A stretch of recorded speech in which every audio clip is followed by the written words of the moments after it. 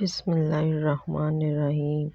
یہ قدیم زمانے کی بات ہے۔ کسی ملک میں ایک رحم دل بادشاہ حکومت کرتا تھا جو اپنے عدل و انصاف کی وجہ سے بڑا مشہور تھا۔ بادشاہ نے اپنے وزیروں کو یہ حکم دے رکھا تھا کہ اسے ملک کے کونے کونے کی خبروں سے باخبر رکھا جائے تاکہ کوئی بھی غریب آدمی انصاف سے محروم نہ رہے۔ ایک دن بادشاہ کا وزیر سمندر کے کنارے کسی کام سے اپنے قافلے کے ساتھ گزر رہا تھا کہ اس نے ایک بوڑھے آدمی کو سمندر کے کنارے کے ساتھ ساتھ دوڑتے اور کہتے ہوئے سنا، میرا خزانہ سمندر کے اس پار ہے۔ بوڑھا آدمی دوڑتا ہوا کبھی اس طرف آتا اور کبھی دوڑتا ہوا دوسری طرف جاتا۔ وزیر بوڑھے کی یہ بات سن کر بڑا حیران ہوا۔ اس نے سوچا کیوں نہ اس بوڑھے آدمی کو پکڑ کر اس کے خزانے کا پتہ معلوم کروں۔ وزیر نے اس بوڑھے آدمی کو قید کر دیا اور بادشاہ کو اس بات سے بے خبر رکھا۔ کئی دن گزرنے کے بعد بھی وزیر اس بوڑھے آدمی سے خزانے کا پتہ نہ پوچھ سکا۔ وزیر نے سوچا کہ میں بوڑھے آدمی کا بتایا ہوا خزانہ حاصل کرنے کے بعد ملک کا امیر ترین آدمی بن جاؤں گا، مگر اس کا خواب پورا نہ ہو سکا۔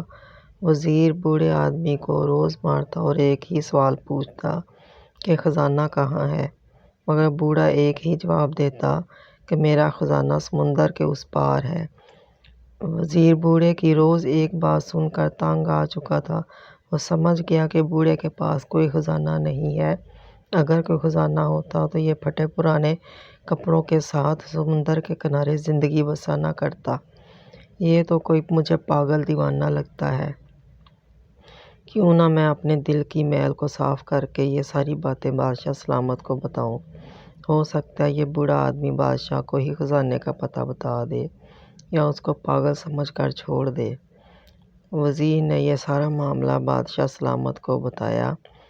بادشاہ نے اپنے خادموں سے کہا، اس بوڑھے آدمی کو صاف ستھرے کپڑے پہنا دو اور کھانا کھلا کر میرے پاس لے آؤ۔ پھر بادشاہ نے کہا، بابا جی آپ کا خزانہ کہاں ہے؟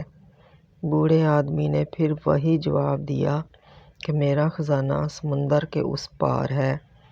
بادشاہ نے وزیر کو حکم دیا کہ بوڑھا آدمی جہاں کہتا ہے اسے وہاں لے جاؤ۔ وزیر نے سفر کی تیاری شروع کر دی۔ اگلے دن صبح سویرے گھوڑے تیز رفتاری سے دوڑتے چلے جا رہے تھے۔ پھر مختلف راستوں سے گزرنے کے بعد ایک جگہ زمین نرم ہونے کی وجہ بادشاہ کے وزیر کا گھوڑا زمین میں پھنستا چلا گیا۔ مجبوراً قافلے کو رات وہیں کرنا پڑی۔ پھر اگلی صبح ہوتے ہی وہ اپنی منزل کی طرف چل پڑے۔ سفر کئی دنوں تک جاری رہا۔ جنگلوں سے نکل کر قافلے نے پہاڑوں کا رخ کیا۔ پھر سمندر پار کیا تو ایک تنگ سی پہاڑی راستے سے گزر کر قافلہ پہنچا تھا، اسی لیے گھوڑوں کو باہر رکنا پڑا۔ پھر بوڑھا آدمی خوشی سے سب کو چھوڑ کر ایک غار کے اندر چلا گیا، جہاں اس نے اپنا خزانہ دبایا ہوا تھا۔ غار کے اندر جا کر بوڑھے آدمی نے قافلے والوں کو آواز دی، آ جاؤ میرے ساتھیو، خزانہ مل گیا ہے۔ جب غار کے اندر آ کر قافلے والوں نے پھٹی پرانی ڈھیر ساری کتابوں کو دیکھا تو وہ حیران ہوئے، کیا اس بوڑھے آدمی کا خزانہ ہے؟ مگر قافلے والے کیا کر سکتے تھے؟ جب وزیر اور اس کے ساتھی پھٹی پرانی کتابیں گھوڑوں پر لاد کر بادشاہ کے محل میں پہنچے تو بادشاہ بوڑھے آدمی کی پھٹی پرانی کتابیں دیکھ کر حیران رہ گیا۔ وہ دل میں سوچنے لگا کہ کیا بوڑھے آدمی کا خزانہ یہ پھٹی پرانی کتابیں ہی ہیں؟ مگر بادشاہ عقل مند تھا۔ اس نے بوڑھا آدمی سے پوچھا، بابا جی آپ ان کتابوں کی قیمت مجھ سے کیا لیں گے؟ بوڑھے آدمی نے جواب دیا، میں یہ کتابیں کسی قیمت پر نہیں بیچوں گا، کیونکہ یہ کتابیں میرے بزرگوں نے اپنے بزرگوں سے لی تھیں۔